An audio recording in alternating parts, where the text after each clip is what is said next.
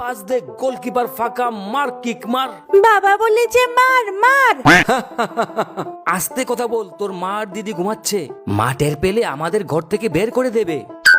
গোল গোল বাবা গোল বলেছে গোল গোল, গোল গোল। মা কি হয়েছে? কিছু না তুলি, তুমি ঘুমাও, ওদের হচ্ছে আজ। গোল। বাহ কি মজা, বাপ বেটা মিলে রাত জেগে ফুটবল দেখা হচ্ছে। না নিজেরা ঘুমাচ্ছে না আমাদের ঘুমাতে দিচ্ছে। কাল সকালে যে স্কুল আর অফিস আছে সেটার কোনো খেয়ালই নেই। আহা গিন্নি, রাগ করো না, আর মাত্র 10টা মিনিট। না না, রাগ কেন করব? ভোরবেলা তো আমাকেই উঠে সব করতে হয়, তোমরা তো সব রেডিমেড পেয়ে যাও, তোমাদের আবার কিসের টেনশন? আরে গিন্নি, পাকু তো জাস্ট সাধারণ জ্ঞান বাড়াচ্ছিল, মানে ইন্টারন্যাশনাল স্পোর্টস আর কি। কোনো ইন্টারন্যাশনাল বাহানা চলবে না। এই বাকু, সোজা ঘুমাতে যা বলছি। ধুর ছাতার মাথা।